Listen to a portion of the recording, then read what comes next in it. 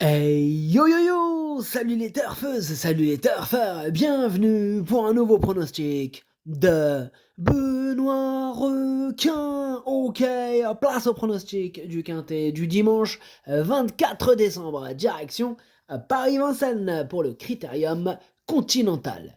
3 attelés, 2100 mètres, départ auto-start, 18 partants en réunion, une course 6, indice de confiance 3 sur 5. Petit retour sur le quintet à l'envers du vendredi 22 décembre, c'est le 3 et le 12 inscrits sur ma liste des casseurs de tickets repérés qui ont joué les troubles fêtes. Et cette vidéo, je la tourne avant l'arrivée du quintet de ce samedi, je reviendrai dessus demain. Ok, c'est parti, on commence le pronostic et on commence avec le numéro 1, Dimitri Ferme, et on écoute l'entraîneur Moro Baroncini. Mercredi, Dimitri Ferme a effectué son dernier travail et tout est ok. Il est aussi bien que lors de sa deuxième place dans le prix Octave Douenel. Il a tiré le numéro 1. Bon, c'est mieux que le 9. C'est un cheval qui sait partir vite et les 2100 mètres serviront ses intérêts. Au sujet de la tactique, j'en parlerai avec Mathieu, qui connaît bien l'opposition. Avant le coup, je suis confiant. Il est confiant, Mauro Baroncini, et moi aussi, je l'aime bien ce numéro 1. Il me plaît même beaucoup, je l'ai mis assez haut, je l'ai mis quatrième.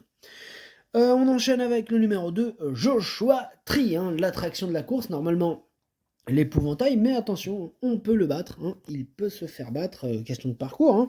Voilà, donc là, ça sera surtout une question de parcours, ils se tiennent de près quand même pour les 3 premières places, enfin, c'est mon avis perso. Maintenant, on écoute Jean-Michel Bazir, on va quand même le laisser parler, Jean-Michel. Donc voilà. Joshua Tree s'est encore imposé plaisamment en dernier lieu. Sa 5e place du mois dernier comportait des excuses, puisqu'il effectuait une rentrée. Il a bien travaillé en vue de cet objectif. Il va participer à son premier groupe 1 avec une réelle chance de victoire, même s'il ne faut pas négliger l'opposition.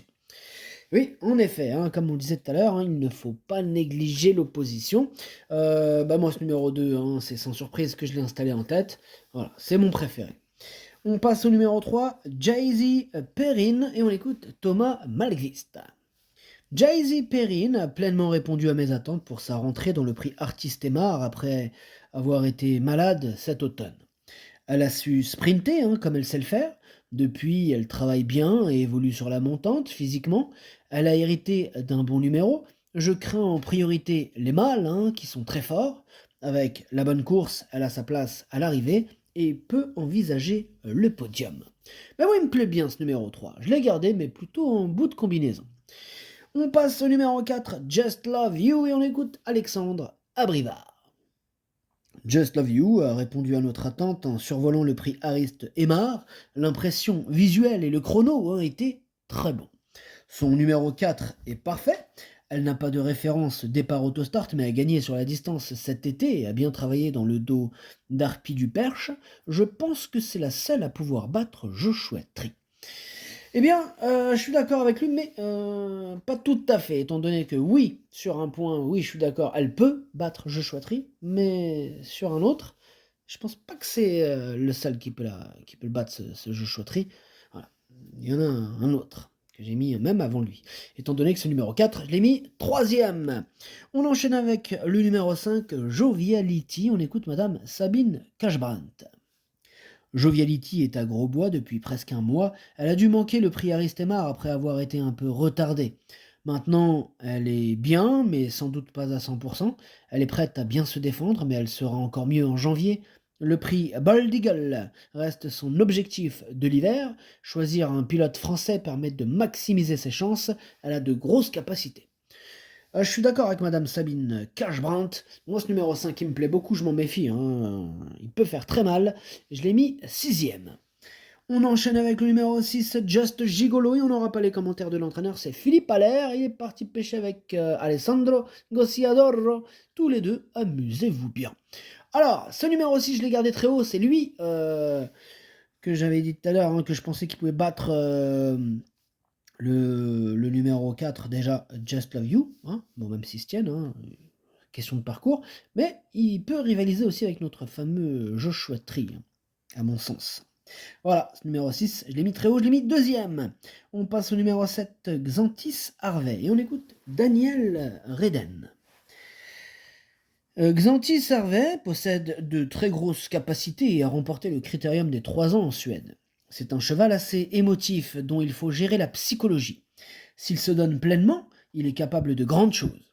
Je pourrais totalement le déférer à 5 ans.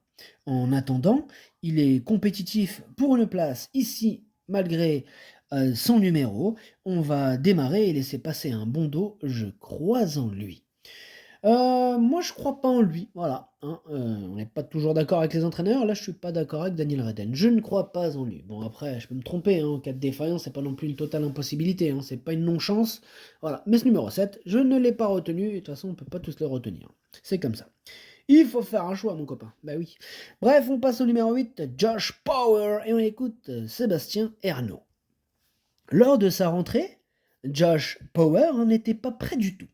La dernière fois, il a couru en progrès, hein, et aurait dû être deuxième. Je suis très content de ces 2 sorties. Il n'a pas pris dur et a bien fini à chaque fois. Il aime bien le parcours, mais a un numéro en dehors. Ce n'est pas évident. Tout dépendra du déroulement de course. On va partir pour prendre une place et on verra comment cela se passe. Bah moi, il me plaît bien ce numéro 8. C'est vrai qu'avec ce numéro 8, c'est pas évident, hein. C'est pas un numéro commode, mais sur sa classe, il peut faire mal. Je l'ai mis 5e. On enchaîne avec le numéro 9, Juninho Dry. On écoute Sébastien Garato. Sa première tentative aux montées m'a incité à renouveler dans le prix Jacques de Bellouet. Mais Juninho Dry n'était pas trop à l'aise la semaine dernière. Il n'a pas été marqué par ses efforts, hein, et paraît bien le matin. Cette semaine, et paraît bien le matin cette semaine. Point. On a malheureusement hérité du numéro 9, cela complique nettement les choses, hein, d'autant que l'opposition est très forte. Il lui faudra un parcours sur mesure pour une petite place. Alors, en effet, ce numéro 9, moi je l'ai pas retenu, j'en ai préféré d'autres, mais il est quand même en plein milieu de ma petite liste des possibles troubles faits, hein. Voilà, donc accordons-lui, hein, une note de méfiance, hein. Je rappelle d'ailleurs que la veille, le quintet de vendredi, hein, ceux qui ont vraiment cassé du ticket, ce sont deux membres de cette fameuse liste des possibles casseurs de tickets repérés. Attention. On passe au numéro 10, Justin Bold, et on écoute Jean-Rémy Delieu. Justin Bold évolue en seconde ligne, hein, ce qui complique forcément les choses. Il va falloir subir le déroulement de course. Johan Le Bourgeois fera pour le mieux. Pour son retour à Vincennes, il a joué de malchance, hein, dans la montée, puis, comme ce n'est pas un sprinter, il n'a pu se relancer totalement. Il courait à 1 mois, hein, de plus. Cette course lui a fait du bien, je le plaque totalement, il peut se placer. Il peut se placer. D'ailleurs, il me fait peur, moi, ce numéro 10, c'est un regret. C'est mon 2e cheval de complément en cas de non partant. Attention, attention. On passe au numéro 11, Jacques Artas Desprez, et on écoute Maxime Béziers. Jacques Artas Desprez ne s'est pas montré convaincant lors de ses dernières courses. Je l'avais peut-être trop bloqué dans son harnachement. De plus, il a été obligé de se rapprocher un peu trop tôt au début du mois. J'ai effectué quelques réglages et je vais probablement le munir d'un bonnet fermé. En s'élançant derrière Joshua Tree, il peut éventuellement accrocher la 5e place. Le contrat serait rempli. Eh bien, ce numéro 11, lui non plus, je ne l'ai pas retenu et il est à l'arrière de ma petite liste des possibles troubles faits. On enchaîne avec le numéro 12, Global Dancer. On écoute Frédéric Wallin. La dernière fois, Global Dancer s'est retrouvé trop tôt, le nez au vent, mais c'est bien comporté, hein, dans ces conditions. Elle a l'air de mieux en mieux, mais cela va être difficile, hein, pour elle à ce niveau, même si elle bénéficie d'un bon parcours en dedans. Si elle fait sa meilleure valeur, elle peut être 5e, 6e, 7e au maximum. Ah, il est pas super chaud, Frédéric Wallin avec son numéro 12. Bon d'ailleurs, hein, je ne l'ai pas retenu et je ne veux pas m'attarder sur cette candidature. On passe au numéro 13, Bengan, et on écoute Daniel Reden. Bengan a réalisé d'excellents débuts à Vincennes, hein, derrière Cara River. Il s'est démarré très fort et a pu avoir la bonne course. Il semble avoir bien récupéré.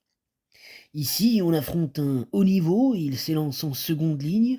Cela s'annonce difficile avant-coup. Il se plaît beaucoup en France et cette course ne peut que lui être bénéfique, hein, pour la suite du programme. Il fera de son mieux. Eh bien, moi, ce numéro 13, je ne l'ai pas retenu. On enchaîne direct avec le numéro 14, Jack Tonic, et on écoute Thierry Duval d'Estaing. Jack Tonic vient d'effectuer une rentrée correcte après 4 mois d'absence. Il devrait courir en progrès même s'il se présente à 10 jours d'intervalle. Il risque de manquer de compétition, ce qui ne pardonne pas à ce niveau. Il sera plaqué des antérieurs et déféré des postérieurs pour essayer de l'aider dans sa tâche. C'est vrai qu'il a des titres à faire valoir, mais comme il n'est pas à 100%, il visera une petite place. Ah, j'ai fait le dur choix de ne pas le retenir. Et quand je vous dis dur choix, c'est que ça se précise étant donné que ce 14 c'est carrément lui mon gros regret et c'est lui mon cheval de complément en cas de non partant. Attention possible cassage en vue. On passe au numéro 15, Desiderio Desi, et on écoute Moro Baroncini. Desiderio Desi a travaillé avec Dimitri Ferme mercredi. Lui aussi est en forme. Il est juge à 100%. En s'élançant de la seconde ligne, il faudra un peu de chance avec tous ses partants. Mais en Italie, comme on dit, c'est lui qui construit sa course. Il est capable de faire seul un effort. Du coup, la piste de Vincennes sera à son avantage et il pense qu'il peut prendre une place. Ah, il pense Moro Baroncini qu'il peut prendre une place au numéro 15. Moi, je ne pense pas. Je ne suis pas d'accord avec notre ami Monsieur Baroncini. Je ne l'ai pas retenu, ce numéro 15. Ciao. On passe au numéro 16, c'est Mac Crow, et on écoute Katia Melko. Oh là, c'est pas facile à dire. Katia Melko. Non, c'est plutôt facile, mais ce qui m'a embêté, c'est le J, là. Katia Melko. Ouais, vas-y, c'est bon, on va pas s'attarder sur son nom. Bref, la dernière fois, Staro McCrow a été victime d'une grippe intestinale. Il s'est rétabli assez rapidement et a repris son entraînement normal. Il a retrouvé la forme. Il n'a pas couru depuis un petit moment, mais a travaillé en conséquence. Il devrait se plaire sur la grande piste de Vincennes. L'année a été longue pour lui, mais s'il fait sa bonne valeur, il peut être performant. Eh bien, ce numéro 16, moi je l'ai pas retenu. Par contre, c'est lui le chef et le capitaine de ma petite liste des possibles casseurs de tickets repérés. Donc attention, ce numéro 16, on va lui accorder une note de méfiance solide.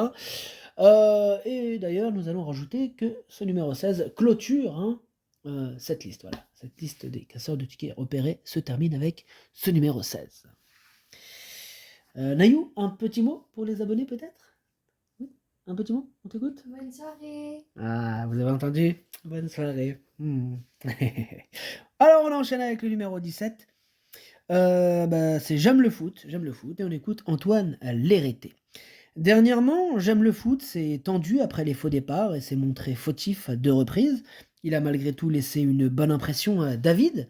Je l'ai emmené travailler derrière l'autostart à Vire et il s'est bien élancé.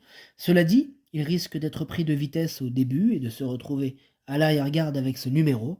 Il faudra des circonstances favorables pour être 5e. Bon, moi clairement, ce numéro 17, je ne l'ai pas retenu.